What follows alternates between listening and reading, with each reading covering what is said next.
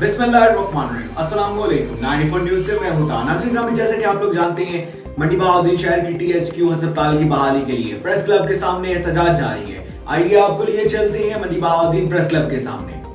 ये अपनी बात को चला रहे हैं।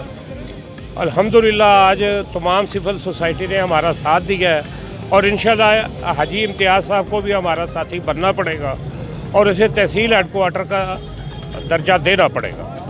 हम उनसे पुरज़ोर उम्मीद करते हैं जितना जल्द ये काम होगा उनके लिए और इलाका के लिए उतना बेहतर है। जबकि हमारा मंडी बहाउद्दीन तकरीबन 70 मिलियन डेली रेवेन्यू हुकूमत को दे रहा है, तो फिर हमारा हक़ हमें क्यों नहीं दिया जाता।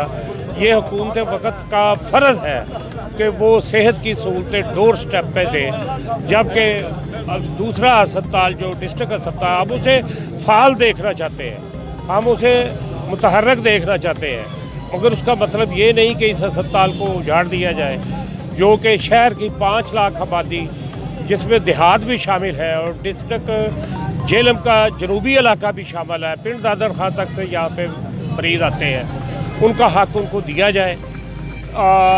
ये सहूलतें फिलफौर यहाँ इलाके को मिलनी चाहिए। हम और THQ को फौरी तौर पर बहाल किया। जी बहुत शुक्रिया।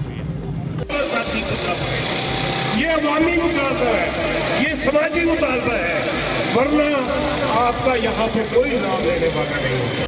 अब तक के लिए सिर्फ इतना ही। मजीद खबरों और अपडेट के लिए 94 न्यूज़ के साथ रहेगा। आप हमारी खबरें YouTube और Facebook पर भी देख सकते हैं। अपना ख्याल रखिएगा। अल्लाह हाफ़िज़।